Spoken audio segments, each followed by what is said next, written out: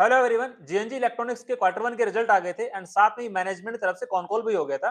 तो आज हम इस कंपनी के क्वार्टर वन का रिजल्ट का हम लोग डिटेल में डिस्कशन करने वाले हैं एंड साथ में जो कॉन कॉल के मेजर हाइलाइट्स हैं उनको भी डिस्कस करने की कोशिश करेंगे एंड लास्टली इस कंपनी का हम लोग यहाँ पे रिस्क और वैल्यूएशन एनालिसिस करने की कोशिश करेंगे ताकि सभी इन्वेस्टर्स को यहाँ पे हेल्प मिल सके एक अच्छे से इन्फॉर्म डिसीजन मेकिंग करने में।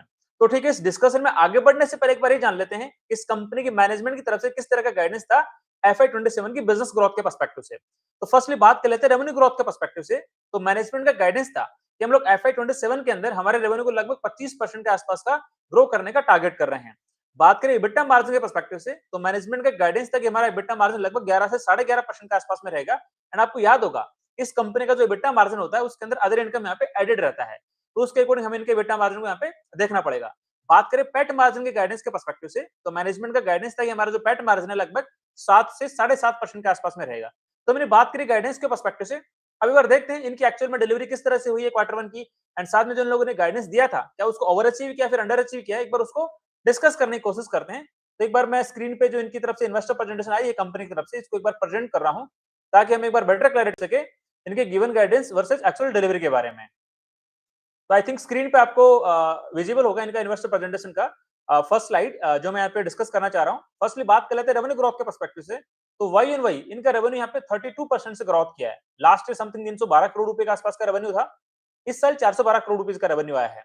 बात करो इबिटा मार्जिन के पर्सपेक्टिव से, तो लास्ट ईयर का इबिटा मार्जिन था क्वार्टर वन के अंदर 11.3% के आसपास का, 11.30% का, और इस बार इबिटा मार्जिन है 12.80% के आसपास का। यहाँ पे अदर इनकम एडेड है इस वाले इबिटा मार्जिन के अंदर, और एब्सोल्यूट इबिटा के अंदर वाई ओनवाई लगभग 50% की ग्रोथ यहाँ पे दिखाई पड़ रही है। बात करें प्रॉफिटेबिलिटी के पर्सपेक्टिव से, तो वाई इनका प्रॉफिट यहाँ पे 56% से ग्रोथ किया है एंड जो इनका पैट मार्जिन है लास्ट से क्वार्टर वन में 5.9% के आसपास में था, और इस बार इनका पैट मार्जिन है 7% के आसपास में।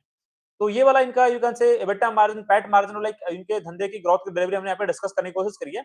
अब मेरा वो सवाल ये है कि इनका एबिटा मार्जिन डेट से इतना अच्छा ग्रोथ किया है, तो इनका लाइक पैट यहाँ पे केवल मतलब 56% से ग्रोथ क्यों हो गया? एबिटा की ग्रोथ रेट 50% के आसपास में है, पैट की ग्रोथ रेट 56% के आसपास में है। एक बार जाने की कोशिश करते हैं इनका जो डिटेल में पीएनएल स्टेटमेंट उसके अंदर जाके एक बार थोड़ा डीप डाइव करने की कोशिश करते हैं। तो यार देखिए, आप देख पा रहे होंगे लाइक इनका जो ग्रॉस मार्जिन है उसके अंदर तो अच्छी खासी इनकी ग्रोथ है।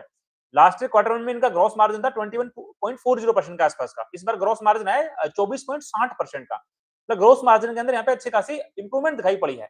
इसका मतलब ग्रॉस मार्जिन इतना अच्छा इंप्रूव हुआ तो इनके बेटा मार्जिन और बेटर तरीके से इंप्रूव हो सकते थे, बट क्यों नहीं हुए? बिकॉज इनका जो एम्प्लॉई का खर्चा है वो यहाँ पे वाई वाई लगभग लगभग 45% से ग्रोथ कर गया है। लास्ट ईयर इनका लाइक एम्प्लॉय बेनिफिट एक्सपेंसेस था लगभग 22.30 करोड़ रुपए का, इस बार 32 करोड़ रुपए के आसपास खर्चा आया है, और जो अदर खर्चा है वो भी 12 करोड़ से बढ़ के लगभग 20 करोड़ के आसपास हो गया है। मतलब यहाँ पे यदि थोड़ा एक्सपेंसेस को अच्छे से मैनेज किया जाता है तो इनके बेटा मार्जिन में भी 13% के ऊपर डिलीवर हो सकते थे। तो ठीक है, मतलब जो भी इनका एम्प्लॉय का खर्चा हुआ है, लाइक आपको तो पता है क्वार्टर वन के अंदर लाइक थोड़ा अप्रेजल्स देना पड़ता है, एम्प्लॉइज को बोनसेस डिस्ट्रीब्यूट करने पड़ते हैं, मे बी इसलिए इनका खर्चा बढ़ गया होगा। तो इस वाले एंगल से मे बी लाइक इनका ओवरऑल खर्चा बढ़ने के कारण इनका EBITDA मार्जिन यहाँ पे केवल 12.80% के आसपास डिलीवर हुआ होगा।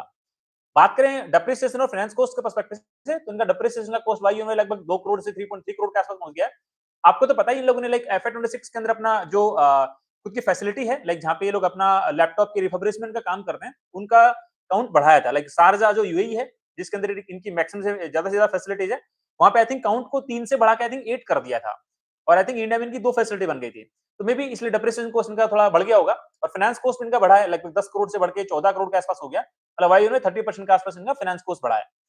तो इसी के बेसिस पे इनका जो लाइक पैट की ग्रोथ रेट है यहाँ पे केवल 56% के आसपास ही हुई है, जबकि एक्चुअल इनका इबिटा ग्रोथ किया लगभग 50% के आसपास में। तो यदि इनका लाइक जो अदर एक्सपेंसेस नहीं उतना ज्यादा नहीं बढ़ता तो मे बी इबिटा मार्जिन के 13% से ऊपर डिलीवर होते हैं। फाइनेंस कॉस्ट इतना ज्यादा नहीं बढ़ता तो मे बी इनका पैट की ग्रोथ रेट 60% से भी ऊपर आ सकती थी। तो काइंड ऑफ हमने डिस्कस करने की कोशिश करी क्वार्टर वन के रिजल्ट के बारे में। आई थिंक कुछ और XYZ इन्फॉर्मेशन है कंपनी के मैनेजिंग डायरेक्टर की तरफ से, और वो देख लेते हैं। तो आई थिंक एज कोई डिफरेंट इन्फॉर्मेशन शायद यहाँ पे अवेलेबल नहीं है। ठीक है, वो तो कौन कौन में एक बार डिस्कस करने की कोशिश करेंगे। तो लाइक ये हमने डिस्कस करने की कोशिश करी कि क्वार्टर वन के रिजल्ट कैसे रहे जीएनजी इलेक्ट्रॉनिक्स के। तो आपने देखा ही होगा जो जो मैनेजमेंट का गाइडेंस था, भले आप रेवेन्यू ग्रोथ के पर्सपेक्टिव से, भले आपके EBITDA मार्जिन के पर्सपेक्टिव से, या फिर आपका पैट मार्जिन के पर्सपेक्टिव से, सारे गाइडेंसेस को यहाँ पे लाइक मैनेजमेंट यहाँ पे अचीव करके दिखाया है। ये चीज अच्छी लगी, लाइक जो जो मैनेजमेंट के गाइडेंसेस थे सारे यहाँ पे अचीव होते हुए नजर आ रहे हैं। एक बार वो देखना पड़ेगा क्या इनका लाइक आगे को जाके किस तरह से इन लोगों ने अपना लाइक प्लान दिया है। तो एक बार डायरेक्टली बात कौन कौन के जो मेजर हाइलाइट्स हैं उनको एक बार डिस्कस करने की कोशिश कर लेते हैं, ताकि हमें बेटर क्लैरिटी मिल जाए धंधे के अराउंड कि करंटली बिजनेस में क्या चल रहा है, एंड साथ में इन लोगों ने अपना कुछ बिजनेस का जो गाइडेंस है उसको भी थोड़ा बढ़ाया है, उसको भी एक बार डिस्कस करने की कोशिश करेंगे। तो अगर आपको याद होगा जब मैंने इस कंपनी को क्वार्टर 4 एफआई 26 के रिजल्ट के बाद में डिस्कस किया था ना, मैं कौन-कौन हाइलाइट्स यहाँ पे उसके पर्सपेक्टिव से बात करने की कोशिश कर रहा हूँ। तो उस टाइम मैंने कौन-कौन में डिस्कस किया था कि इनके जो इन्वेंटरी लेवल्स थे ना रिफर्बिश्ड लैपटॉप के, वो लगभग 500 करोड़ से बढ़ के 750 करोड़ रुपए के आसपास हो गए थे। मतलब 50% के आसपास का इन्वेंटरी में ग्रोथ आया था। तो लाइक मैनेजमेंट ने उस टाइम आंसर दिया था कि हम लोग यू कैन से एक नया स्ट्रेटेजिक इनिशिएटिव ले रहे हैं, डिस्ट्रीब्यूटर मॉडल के थ्रू जाने की कोशिश करें, जो डिस्ट्रीब्यूटर नए वाले लैपटॉप बेचते हैं लाइक लेनोवो, एचपी, डेल के। तो उनका कहना था कि लाइक उन वाले डिस्ट्रीब्यूटर्स को हमें लगभग 30 से 45 दिन का क्रेडिट देना पड़ता है, लाइक यू कैन से बिकॉज़ जो नए लैपटॉप आते हैं लाइक ओईएम से, लाइक लेनोवो से, एचपी से, डेल से, वो भी इन लोगों को लगभग 30 से 45 दिन का क्रेडिट देते हैं। तो ये इनका एक स्ट्रेटेजिक इनिशिएटिव था कि लाइक उस वाले चैनल के द्वारा भी हम लोग हमारा यू कैन से बिजनेस ग्रोथ करने का प्लान करें, तो हमें हमें एक अच्छा खासा यू कैन से क्रेडिट पीरियड देना पड़ रहा है, जिसकी वजह से हमें बड़ी इन्वेंट्री यहाँ पे बिल्ड करनी पड़ रही है। तो दैट्स व्हाई इनका यू कैन से आपने देखा होगा लाइक एफआई 26 के बैलेंस शीट के अंदर इनका जो रिसीवेबल डेज है, मतलब जो इनका डेटर डेज है, वो भी डबल से ज्यादा हो गया था, और जो इनका वर्किंग कैपिटल डेज है वो भी डबल से ज्यादा हो गया था। उसके पीछे रीजन यही था। तो इस बार इनका कहना है कि हमारा जो इन्वेंट्री का नंबर है वो 750 करोड़ 740 करोड़ रुपए के आसपास का था, वो घट के भी 700 करोड़ रुपए के आसपास का है, मतलब स्लाइटली डिक्लाइन है, तो बड़ा इंप्रूवमेंट नहीं है। रीजन वही बताया मैनेजमेंट ने कि लाइक हमारा जो स्ट्रेटेजिक इनिशिएटिव है हमारा, लाइक स्ट्रेटेजिक यहाँ पे ग्रोथ करने को पर्सपेक्टिव से, उसके लिए हमारा ये वाला एग्जीक्यूशन हुआ है, लाइक इन्वेंट्री बड़ा पाइल अप करने वाला। अब बात करते हैं लाइक इनके लाइक लैपटॉप में कितने यूनिट्स इनके सोल्ड आउट हुए हैं। तो टोटल यूनिट इनके लगभग 1.5 लाख क्वांटिटी यहाँ पे सोल्ड आउट हुई है क्वार्टर 1 एफआई 27 के अंदर। लैपटॉप्स यहाँ पे आई थिंक 1.08 लाख क्वांटिटी बिकी है, और आपका जो डेस्कटॉप और जो बाकी की क्वांटिटी लाइक मोबाइल फोन हो गया काइंड ऑफ करके, या टैबलेट्स हो गए, स्पेसिफिकली मैं यहाँ पे टैब की बात कर रहा हूँ, आईपैड की बात कर रहा हूँ, वो यहाँ पे मे बी लगभग 42,000 के आसपास इनकी क्वांटिटी सोल्ड आउट हुई है। अब इनका सबसे अच्छी चीज क्या रही है, इनका जो एवरेज सेलिंग प्राइस है ना, वो बढ़ गया है, वाई एन वाई अच्छा खासा बढ़ा, 12% से बढ़ गया। लास्ट ईयर क्वार्टर 1 के अंदर इनका एएसपी था 27,500 रुपए के आसपास में, क्वार्टर 4 एफआई 26 के रिजल्ट में कितना था, 30,000 रुपए के आसपास में, और अभी कितना हो गया है, 30,763 रुपए का हो गया। मतलब वाई एन वाई इनका एवरेज सेलिंग प्राइस लगभग 12% से बढ़ गया। अच्छी बात है, लाइक आपको तो पता ही है, लाइक लास्ट के 1 साल के अंदर जो मेमोरी के प्राइसेज हैं, रैम के प्राइसेज हैं, लगभग 4 से 5 गुना के आसपास बढ़ गए हैं, और जिसकी वजह से एक जो नया लैपटॉप है, उसकी प्राइस भी लगभग यू कैन से 20-30% के आसपास बढ़ चुकी है। लाइक एंट्री लेवल के जो लैपटॉप हैं, मैनेजमेंट ने बताया लगभग 40,000 रुपए के प्राइसेज से बढ़ के लगभग 48,000 50,000 के रुपए के आसपास इनके प्राइसेज इंक्रीज हो चुके हैं लैपटॉप, नए वाले लैपटॉप के पर्सपेक्टिव से। तो जो कॉर्पोरेट्स जो नया लैपटॉप परचेज करते थे, वो भी यहाँ पे इस टाइम पे अपॉर्चुनिटी देख रहे हैं कि रिफर्बिश्ड लैपटॉप को कैसे न कैसे काम में लिया जाए, और उससे थोड़े टाइम के लिए काम चला जाए, जब तक वापस प्राइसेस कूल डाउन नहीं हो जाए, रैम और लाइक आपकी मेमोरी के प्राइसेस, जब तक वापस नए लैपटॉप की जब प्राइसेस जब तक डाउन नहीं आएगी, तब तक लोग ज्यादा प्रीफर करेंगे रिफर्बिश्ड लैपटॉप को कंज्यूम करने के पर्सपेक्टिव से। तो हमने एएसपी के पर्सपेक्टिव से बात करी, और ठीक है, इनका ये भी कहना है कि लाइक जब इनके नए लैपटॉप्स के जो प्राइसेस बढ़ गए हैं, उससे हमें लाइक मौका भी मिला है हमारे खुद के प्राइसेस को थोड़ा इंक्रीज करने का। तो ये भी इनका यू कैन से थोड़ा आप कह सकते हो कि जहाँ पे एक बेटर मार्जिन जहाँ पे रियलाइज होता है, वो वाले प्रोडक्ट्स को यू कैन से इन लोगों ने ज्यादा पुश करने की कोशिश करी यहाँ पे। अब बात करते हैं वॉल्यूम ग्रोथ के पर्सपेक्टिव से, तो वाई में इनका जो वॉल्यूम ग्रोथ है लगभग 18% के आसपास का आया है, और इनका टोटल रेवेन्यू ग्रोथ रेट यहाँ पे 32% के आसपास है। मतलब वैल्यू ग्रोथ कितना हुआ है, सेल्स प्राइस में कितना ग्रोथ, मतलब एएसपी ग्रोथ जो मैंने अभी डिस्कस किया था 12% के आसपास में, तो मतलब इनका जो वैल्यू ग्रोथ है 14% के आसपास में है, और वॉल्यूम ग्रोथ लगभग 18% के आसपास में है। तो टोटल आपका लगभग रेवेन्यू ग्रोथ बना 32% के आसपास में। अब बात करते हैं लाइक यहाँ पे इंडस्ट्री टेलमेंट के बारे में चर्चा की गई थी लाइक कॉन्कॉल के अंदर। तो वही लाइक मैनेजमेंट का ही कहना था कि लाइक यार ठीक है, मेमोरी के प्राइसेस बहुत ज्यादा बढ़ गए हैं, चिप्स के प्राइसेस बढ़ गए हैं, उससे हमें इंडस्ट्री में एक अच्छा खासा टेलमेंट बना है, स्ट्रक्चरल टेलमेंट बना है इस रिफर्बिश्ड लैपटॉप वाले इंडस्ट्री के अंदर। बट यहाँ पे एनालिस्ट का फिर काउंटर क्वेश्चन था कि यार जब आपके रैम के प्राइसेस, मेमोरी के प्राइसेस जब गिर जाएंगे वापस, उस टाइम पे क्या होगा, उस टाइम पे क्या आपका धंधे का ग्रोथ रेट, धंधे का ग्रोथ रेट किस तरह से लाइक ड्राइव होगा, बिजनेस किस मोमेंटम में जाएगा। तो ऑब्वियसली मैनेजमेंट तो यहाँ पे डिक्लाइन ही करेगी कि यार हमारा ऐसे धंधे पे उतना बड़ा इंपैक्ट नहीं पड़ेगा, हमारा धंधा अच्छा ही चलेगा। हाँ, बिजनेस की सस्टेनेबिलिटी पे डाउट नहीं होगा, बिकॉज अभी भी अच्छा खासा मार्केट है लाइक बहुत सारी कंट्रीज के अंदर, लाइक इंडिया के अंदर आप देखो ना यार, मतलब एक 100 करोड़ के आसपास लोग मोबाइल फोन यूज करते हैं, लैपटॉप कितने यूज करते हैं, आई थिंक 5-6 करोड़ के आसपास में इन लोगों ने जो अपना डेटा बताया कॉन्कॉल के अंदर। और इनका कहना है कि इंडिया के अंदर तो लगभग आई थिंक 30 करोड़ के आसपास स्टूडेंट्स हैं, अफ्रीका के अंदर 25 करोड़ के आसपास स्टूडेंट है। तो वहां पे जो लोग ज्यादा फोकस करें रिफर्बिश्ड लैपटॉप को परचेज करने के लिए, बिकॉज वहां पे लगभग 30-40% ऑफ न्यू लैपटॉप प्राइस के अंदर आपका रिफर्बिश्ड लैपटॉप मिल जाता है। तो वो वाला एंगल है। तो इनका कहना है कि लाइक हमारा टार्म बहुत बड़ा, टारगेटेड लाइक मार्केट साइज बहुत बड़ा है। तो इनका कहना है कि ऐसे हमारे बिजनेस की सस्टेनेबिलिटी पे डाउट क्वेश्चन मार्क नहीं आएगा। बट हाँ, मैनेजमेंट ने तो ऑब्वियसली यहाँ पे डिक्लाइन किया है कि धंधे की सस्टेनेबिलिटी पे डाउट नहीं आएगा, नहीं आएगा, बिल्कुल नहीं आएगा। दिक्कत कहाँ आ सकती है? ग्रोथ पे, बिजनेस की ग्रोथ रेट पे। जो आज धंधा लाइक 25% के आसपास ग्रोथ किया, 32% से क्वार्टर वन में ग्रोथ किया है, ग्रोथ पे यहाँ पे क्वेश्चन मार्क आ सकता है। क्या ग्रोथ सस्टेनेबल रहेगी? तो मेरा क्वेरी क्वेश्चन यहाँ पे यही है कि जब आपके रैम के प्राइसेस डिक्लाइन कर जाएंगे, चिप के प्राइसेस डिक्लाइन कर जाएंगे, उस टाइम पे जो बड़े-बड़े कॉर्पोरेट्स है, they will prefer new laptops purchase करने के पर्सपेक्टिव से रादर देन रिफर्बिश्ड लैपटॉप को परचेज करने वाले एंगल में। तो वाला फैक्टर आपको यहाँ पे बिल्कुल दिमाग में कंसीडर करके चलना पड़ेगा। एक बार इन लोगों ने ब्रेकअप भी दिया है, ज्योग्राफी वाइज क्या-क्या इनका बिजनेस का यू कैन से डिस्ट्रीब्यूशन है। टोटल रेवेन्यू का लगभग इंडिया से 36% रेवेन्यू कंट्रीब्यूट करता है, यूएसए के अंदर 24% का कंट्रीब्यूट करता है, यूरोप का बिजनेस 23% के आसपास कंट्रीब्यूट करता है, मिडिल ईस्ट का बिजनेस लगभग यू कैन से 13% के आसपास, 12-13% के आसपास कंट्रीब्यूट करता है। बाकी का बिजनेस 5-6% है, रेस्ट ऑफ द वर्ल्ड से आता है। तो ठीक है, इन लोगों ने अपना बिजनेस का यहाँ पे लाइक ब्रेकअप देने की कोशिश करी है और इनका कहना है कि हमारे लगभग मोर देन 5000 से ज्यादा यू कैन से टच पॉइंट्स बन गए, डिस्ट्रीब्यूटर्स बन गए, जहां से हम लोग हमारा रिफर्बिश्ड लैपटॉप यहाँ पे बेचते हैं। जी, अच्छी बात है। अब एक बार इन्होंने ये भी बताया कि इनका जो नेट डेट है ना, वो थोड़ा बढ़ गया है। नेट डेट जो इनका लाइक आई थिंक क्वार्टर 4 में जो बैलेंस शीट आई थी क्वार्टर 4 एफवाय 26 के रिजल्ट के बाद में, इनका नेट डेट लगभग 300 करोड़ रुपए के आसपास में था। ये बढ़ के कितना हो गया? 400 करोड़ रुपए के आसपास हो गया। तो एक्स्ट्रा डेट और इन लोगों ने मे बी रेज़ किया है 100 करोड़ रुपए के आसपास का। मैनेजमेंट का वही कहना है कि हम लोग फिर से इन्वेंटरी बिल्डअप करने पे काम कर रहे हैं। एक इन लोगों ने एग्जांपल भी दिया इसको सपोर्ट करने के पर्सपेक्टिव से कि यार एक ऑस्ट्रेलिया का क्लाइंट था, कस्टमर था, उसको 3000 लैपटॉप्स इंस्टेंटली चाहिए थे। उसके लिए बेटर प्राइसेस भी देने को रेडी था। हर किसी यू कैन से वेंडर के पास में इतने सारे लैपटॉप की क्वांटिटी मिलती नहीं है, बट हमारे पास में अच्छी खासी क्वांटिटी थी और हमने बेटर प्राइसेस वो 3000 लैपटॉप यहाँ पे बेचे हैं उस ऑस्ट्रेलिया के कस्टमर को। तो इन लोगों ने अपना इस जो वर्किंग कैपिटल के अंदर जो यहाँ पे और लाइक थोड़ा एडिशन हुआ है, उसके पर्सपेक्टिव से जो डेट इन लोगों ने रेज किया है, उसको सपोर्ट करने के लिए वाला यहाँ पे एग्जांपल देने की कोशिश करी है। ठीक है, आप कर लो, बट अगेन मेरा तो वही पॉइंट है कि आपका already working capital days, receivable days double हो गया है एफआई 25 के कंपैरिजन में एफआई 26 के अंदर। अब एफआई 27 में आपका और ना बढ़ जाए, नहीं तो आपका फिर साइकिल लंबा हो जाएगा। समझ रहे हो मेरी बात? मतलब आपके आपने जो पैसा लगाया वापस वो पैसा आने तक आपका फिर टाइम बढ़ जाएगा। तो वर्किंग कैपिटल आपका साइकिल बढ़ जाएगा तो फिर आपके रिसीवेबल डेज ही बढ़ जाएंगे, फिर आपको लाइक ज्यादा पैसा चाहिए होगा अपने धंधे को चलाने के लिए, धंधे को और ग्रोथ कराने के लिए फिर और ज्यादा कैपिटल चाहिए होगा आपको। ये तो आई थिंक बात आप समझ गए होंगे अब तक, इतनी वीडियोस देख रहे हो। ठीक है जी। एंड इनसे पूछा गया कि लाइक आपका फिर लाइक जैसे नए लैपटॉप की प्राइसेस बढ़ गई हैं, तो जो जिन कॉर्पोरेट से आप अपने लैपटॉप सोर्स करते थे, डेस्कटॉप सोर्स करते थे, जहाँ से प्रोक्योर करते थे, तो वो लोग आपको क्या अपने अवेलेबिलिटी दे पा रहे हैं लैपटॉप की, डेस्कटॉप्स की? तो इनका कहना है कि ऑब्वियसली जब नए लैपटॉप के प्राइसेस बढ़ गए हैं, तो उनका रिप्लेसमेंट साइकिल बढ़ गया है। लेट्स से कोई कॉर्पोरेट 3 साल के अंदर लैपटॉप रिप्लेस करता था, वो बढ़ मे बी 4 साल से करेगा, 5 साल से करेगा। बट हाँ, हमारे लॉन्ग टर्म कॉन्ट्रैक्ट्स हैं कॉर्पोरेट्स के साथ में, जहाँ से हमें लाइक डेस्कटॉप और लैपटॉप्स मिलते हैं पुराने वाले, जिसको हम लोग रिफर्बिश करके फिर दोबारा सेल आउट करते हैं मार्केट के अंदर। तो इनका कहना है कि ठीक है, उसमें ऐसा बड़ा चैलेंज नहीं है, बिकॉज़ हमारे लॉन्ग टर्म कॉन्ट्रैक्ट्स होते हैं। तो हो सकता है जो क्लाइंट इस साल देने वाला था, वो अगले साल दे देगा, इस साल कोई दूसरा क्लाइंट दे देगा। बट हाँ, कहीं न कहीं हल्का-फुल्का चैलेंज तो यहाँ पे देखना ही पड़ेगा, राइट?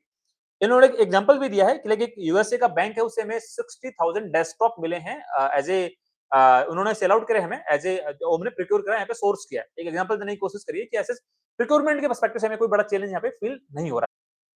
साथ में मैनेजमेंट से पूछा गया है जो यूएसए और ईरान में जो वॉर हुआ है, उसके कारण जो मिडिल ईस्ट में जो टेंशन बढ़े हैं, उसकी वजह से क्या आपके धंधे पे कोई इम्पैक्ट आया है क्या? बिकॉज़ आपकी कुछ-कुछ फैसिलिटीज़ आपके यू कैन से यूएई के अंदर हैं, आपकी जो 6 से 8 फैसिलिटीज़ हैं जो यू कैन से रिफर्बिशमेंट का काम करती है। तो मैनेजमेंट ने वही आंसर दिया कि ऐसा कोई बड़ा स्ट्रक्चरल दिक्कत नहीं आया है। मतलब ऐसा कोई बड़ा इम्पैक्ट नहीं है। मतलब नॉर्मली लाइक हमारे जो ऑपरेशन है एज़ यूजुअल जो पहले चल रहे थे, वैसे हमारे एज़ यूजुअल ऑपरेशन यहाँ पे चल रहे हैं, ऐसा कोई बड़ी दिक्कत नहीं है। अब इनसे पूछा गया कि लाइक आपको कुछ बी2सी में आने का भी प्लान कर रहे हो क्या? बिकॉज़ इनका जो majority of the business B2B segment से बिलॉन्ग करता है। मोर देन 95% रेवेन्यू इनका बी2बी सेगमेंट से बिलॉन्ग करता है।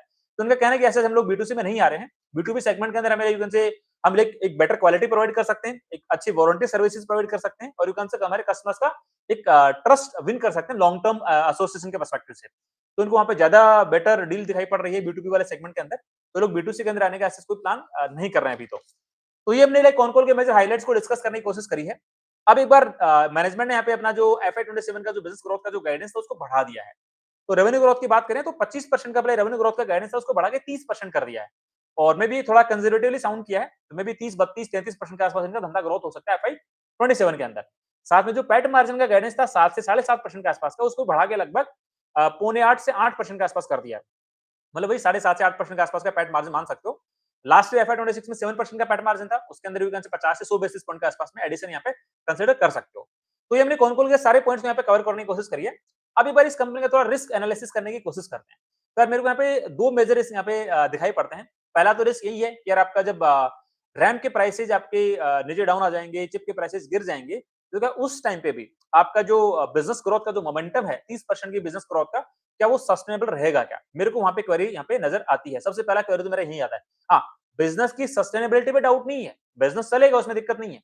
मेरे को यहाँ पे बिजनेस ग्रोथ जो 30% की लोग बता रहे हैं FY 27 के लिए, क्या चिप के प्राइसेस डाउन आए तो क्या 30% का धंधे का ग्रोथ रेट यू कैन से बनेगा FY 28 के अंदर, FY 29 के अंदर? वहां मेरे को क्वेरी क्वेश्चन यहाँ पे नजर आ रहा है। सेकंड, मेरे को यहाँ पे दिक्कत आ रही है, लाइक आपका इनका जो हमने देखा ना क्वार्टर 4 के रिजल्ट के बाद जो कॉन कॉल हुआ था, हमने डिस्कस किया था, उसके अंदर भी हमने डिस्कस किया था कि यार इनके रिसीवेबल डेज बढ़ गए हैं, वर्किंग कैपिटल डेज बढ़ गए हैं और वो डबल से भी ज्यादा हो गए FY 25 के कंपैरिजन में। तो उस चीज को हमें ट्रैक करना पड़ेगा जब इनका क्वार्टर 2 का रिजल्ट आएगा और जो बैलेंस शीट आएगी, उसके बाद उसको हमें ट्रैक करना पड़ेगा और देखना पड़ेगा कि इनका किस तरह से मोमेंटम चल रहा है उसके अंदर, और लाइक किस तरह से इनके जो फंडामेंटल्स हैं, लाइक यू कैन से रिसीवेबल डेज का, वर्किंग कैपिटल का, वो कितना बढ़ गया है। यदि वो बढ़ जाएगा तो फिर इनको एक्स्ट्रा कैपिटल और चाहिए होगा, उसके लिए में भी ये लोग डेट से पैसा रेज करें, इक्विटी से पैसा रेज करें, उनको देखना पड़ेगा। बट मेरा तो वही पॉइंट है यार, लाइक यदि मतलब धंधा हो तो ऐसा हो, पर इसके अंदर अच्छा कन्विक्शन बने कि आप अपने बिजनेस को रन करके जो वहां से कैश जनरेट करो, उसी से लाइक वापस अपने बिजनेस में डाल के एक अच्छे से यू कैन से बिजनेस को ग्रो करा सकते हो। हाँ, यदि आपको रैपिड एक्सपेंशन करना है, जैसे हमने लाइक बहुत सारी कंपनीज के बारे में डिस्कस किया ऑलरेडी, लाइक आपको रैपिड हॉस्पिटल बिजनेस के अंदर भी डिस्कस किया, कुछ हॉस्पिटल है जिनको रैपिड अपना बेड कैपेसिटी एक्सपांड करना है, कुछ अपने रिटेल बिजनेसेस के बारे में बात करें जिनको अपना स्टोर एक्सपांशन रैपिडली ग्रो करना है, उन कंपनीज ने QIP किया, मतलब उन लोगों ने अपना रैपिड एक्सपांशन करने के पर्सपेक्टिव से। बट हाँ, जिनको सस्टेनेबल बिजनेस ग्रोथ करना होता है 20-25-30% के आसपास का, तो मेरा हमेशा थॉट रहता है कि ऐसे बिजनेस होने चाहिए कि बिजनेस से कैश जनरेट हो और उसी कैश को डिप्लॉय करके अगले साल फिर से 25% का धंधा ग्रोथ आप कर लो। तो ऐसे बिजनेसेस की लॉन्गेविटी और लाइक यू कैन से सस्टेनेबिलिटी बहुत लॉन्ग टर्म में नजर आती है। पर ठीक है, ये B2B काइंड ऑफ बिजनेस है, तो यहाँ पे लाइक मेजरली जो नब्ज हाथ में रहती है आपके क्लाइंट के हाथ में रहती है। यदि आपका क्लाइंट बोले कि यार ठीक है, मैं तो मतलब मेजरली लोग डिस्ट्रीब्यूटर को अपना माल बेचते हैं, तो डिस्ट्रीब्यूटर बोलेगा कि लाइक हमें तो क्रेडिट पीरियड चाहिए आपसे 30 से 35 40-45 दिन का, तो उनको देना पड़ेगा। जिन लोगों ने किया भी है, लाइक आई थिंक 30 से 45 दिन का क्रेडिट पीरियड उन्होंने डिस्ट्रीब्यूटर को दिया है। जो लोग नए लैपटॉप में अभी तक डील कर रहे थे, उन लोगों ने GNG के प्रोडक्ट्स यहाँ पे रखना स्टार्ट किया है, वो लोग रिफर्बिश्ड प्रोडक्ट्स को फिर सेल करना स्टार्ट किया, उनको दिया भी है। तो ये काइंड ऑफ हमने इस धंधे को रिस्क के पर्सपेक्टिव से डिस्कस करने की कोशिश करी है। अब एक बार इस कंपनी का थोड़ा वैल्यूएशन एनालिसिस करने की कोशिश कर लेते हैं। तो देखो यार, इस कंपनी का करंटली मार्केट कैप कितना है, लगभग 6000 करोड़ रुपए के आसपास में। FY 26 में रेवेन्यू कितना था, लगभग 1890 करोड़ रुपए के आसपास में। धंधे की ग्रोथ रेट कितनी हो सकती है FY 27 में, जो रिवाइज गाइडेंस है उसके अकॉर्डिंग लगभग 30% के आसपास में। तो एक्सपेक्टेड कितना बिजनेस बन सकता है FY 27 में इस कंपनी का, मे बी 2450 से 2500 करोड़ रुपए के आसपास का। पैट मार्जिन का गाइडेंस क्या है, लगभग 7.5 से 8% के आसपास में। तो एक्सपेक्टेड पैट कितना बन सकता है FY 27 का, लगभग 190 करोड़ रुपीज के आसपास का। तो यदि 190 करोड़ रुपीज का एक्सपेक्टेड पैट है FY 27 का, तो यदि मैं इस कंपनी का फॉरवर्ड पी रेशियो कैलकुलेट करना चाहूं, तो मेरा फॉरवर्ड पी रेशियो कितना आएगा, उसके लिए मेरे को मार्केट कैप जो आज की है 6000 करोड़ रुपीज की, उसके अंदर 190 करोड़ रुपीज का डिवाइड करना पड़ेगा। तो आपका फॉरवर्ड पी बनता है लगभग आई थिंक 32-33 के आसपास में। धंधे की ग्रोथ रेट कितनी है FY 27 के लिए, 30% के आसपास की। तो यदि मैं इस कंपनी का फॉरवर्ड पैग रेशियो कैलकुलेट करना चाहूं तो कितना आएगा, लाइक जो फॉरवर्ड पी रेशियो है 32-33 है, उसके अंदर बिजनेस ग्रोथ का डिवाइड करूंगा तो आपका फॉरवर्ड पैग बनेगा लगभग 1.1 के आसपास में।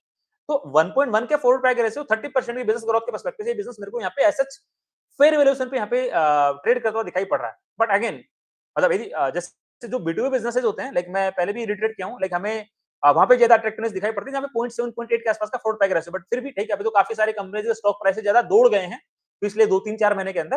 तो ठीक है, 1 के आसपास का ये फॉरवर्ड पैग रेशियो मिल रहा है तो भी वैल्यूएशन ठीक ठाक लगता है, उसमें ऐसा कोई एक्सपेंसिवनेस नहीं होती है। हाँ, अट्रैक्टिव से लेके फेयर वैल्यूएशन के बीच का फॉरवर्ड पैग रेशियो दिखाई पड़ता है 1 से 1.1 के आसपास का। बट मेरा क्वेरी यहाँ पे ये है कि ठीक है, अभी तो हमें 1.1 के फॉरवर्ड पैग रेशियो के पर्सपेक्टिव से वैल्यूएशन ठीक ठाक लग रहा है। बट क्वेरी ये कि लाइक क्या FY 28 में धंधा 30% से ग्रोथ करेगा, वहां मेरा क्वेश्चन मार्क है। यदि FY 28 में बिजनेस की ग्रोथ रेट लेट से गिर के 20% आ जाएगी, तो FY 28 के पर्सपेक्टिव से आपका फॉरवर्ड पैग रेशियो ऑलरेडी 1.4 1.5 के आसपास दिखाई पड़ेगा। ये मेरा एक्चुअल डाउट है। तो अब आपको डिसाइड करना पड़ेगा। देखो, जैसे हमने कंपनी को डिस्कस किया था स्काई गोल्ड को, तो स्काई गोल्ड की मैनेजमेंट ने क्या गाइडेंस दिया था, नेक्स्ट 4 इयर्स के लिए 30% प्लस रेट से अपना बिजनेस ग्रोथ करने का गाइडेंस दिया था। तो वहां तो बिजनेस को लेकर प्रेडिक्टेबिलिटी है। तो वहां तो हम लोग लाइक यदि आपका फॉरवर्ड पैग रेशियो 1 के आसपास मिल रहा है तो लाइक ठीक, अच्छी अच्छी बात है, बिकॉज़ लाइक उस बिजनेस का तो यू कैन से FY 27 का CFO भी पॉजिटिव बन रहा है। तो मेरा कहने का मीनिंग है कि आपकी बिजनेस की प्रेडिक्टेबिलिटी, बिजनेस ग्रोथ रेट की प्रेडिक्टेबिलिटी है नेक्स्ट 2-3 साल के लिए, तब तो अच्छी बात है।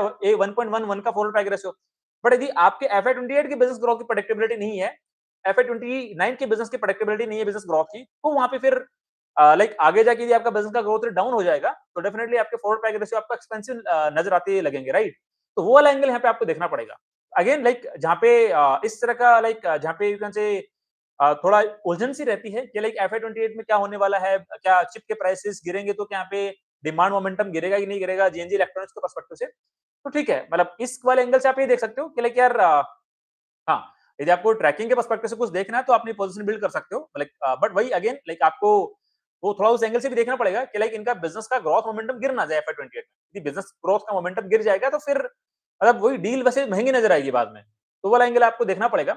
लाइक आपको पोजीशन बिल्डिंग, पोजीशन साइजिंग थोड़ा उसी तरह से एक बार देखना पड़ेगा। बट मेरा पॉइंट ऑफ व्यू ऐसा ही है, मतलब नॉर्मली यदि कोई B2B बिजनेस होता है जहाँ पे मेरे को यदि लगता है धंधे की प्रेडिक्टेबिलिटी है नेक्स्ट 2-3-4 साल के लिए 30% के आसपास में, और 4 के आसपास होता है तो वहाँ पे यू कैन से थोड़ा एलोकेशन करने में दिक्कत नहीं होती है। बट जहाँ पे बिजनेस को लेके प्रेडिक्टेबिलिटी नहीं है, इस साल की प्रेडिक्टेबिलिटी तो है, मैनेजमेंट ने दे दी, उसके अगले साल की प्रेडिक्टेबिलिटी क्या है, क्या धंधा 20% से ग्रोथ करेगा, 25% से ग्रोथ करेगा, फिर 35% से ग्रोथ करेगा, हमें नहीं पता है। और वहाँ पे यदि प्रेडिक्टेबिलिटी नहीं होती है तो फिर वहाँ पे यू कैन से एक बड़ा एलोकेशन करने में बड़ी तकलीफ होती है। तो ये वाला एंगल थोड़ा हर एक इन्वेस्टर को खुद की रिस्क प्रोफाइल के अकॉर्डिंग थोड़ा सोचना पड़ेगा कि आपको ये वाली चीज किस तरह से किस एंगल में यहाँ पे देखना चाहिए। राइट, तो ये मैंने लाइक ओवरऑल एक आज एक B2B बिजनेस को डिस्कस करने की कोशिश करी है। ऑल्दो जो इसके पैरामीटर्स हैं लाइक आपका रिसीवेबल डेज है, वर्किंग कैपिटल डेज है, वो तो बढ़ ही गए हैं, साथ में इनका डेट लेवल बढ़ ही गया है। एंड CFO दिन का you can say as such देखना पड़ेगा कि FY 27 का किस तरह का निकल के आता है, पॉजिटिव निकल के आता है कि नेगेटिव निकल के आता है। बट उसको एज सच लाइक हम लोग उतना प्रायोरिटी उतना नहीं देंगे, हमें देखना पड़ेगा कि यार धंधे की बिजनेस ग्रोथ की प्रेडिक्टेबिलिटी क्या होगी FY 28 की।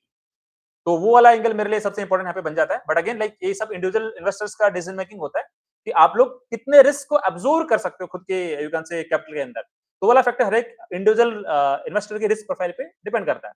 तो ठीक है, ये काइंड ऑफ मैंने जेएनजी इलेक्ट्रॉनिक्स को जस्ट एक डिटेल में मेरा पॉइंट ऑफ व्यू देने की कोशिश करी है कि मेरी तरफ से स्टॉक रिकमेंडेशन बिल्कुल भी नहीं है। आप लोग अपनी खुद की रिसर्च करना, खुद का एनालिसिस करना, एंड जो आपके इन्वेस्टमेंट एडवाइजर हैं उनसे डिस्कस करके डिसाइड करना कि इस कंपनी को अपनी वॉच लिस्ट में ऐड करना चाहते हो या फिर ऐड नहीं करना चाहते हो। बिकॉज मैं बारी-बारी से आप लोगों को बोलता रहता हूँ कि I am not a SEBI registered research analyst, I am not a SEBI registered investment adviser, so I am not authorised to give stock recommendation. मेरा हमेशा टारगेट इतना ही होता है कि मैं आप लोगों को इतना सिखा दूं, इतना समझा दूं कि आप लोग भी as a independent active growth investor बन के अपने पोर्टफोलियो के डिसीजन इंडिपेंडेंटली खुद से लेना स्टार्ट कर दो। राइट, तो ठीक है, यदि आपके कोई क्वेरी क्वेश्चंस डाउट्स हैं तो आप मेरे को कमेंट सेक्शन पूछ सकते हो। आई विल ट्राई मैं आपके सारी क्वेरी क्वेश्चंस को वहां पे आंसर करने की कोशिश करूं। तो ठीक है, मिलते हैं नेक्स्ट वीडियो में। आज के लिए इतना ही, तब तक थैंक यू, बाय बाय।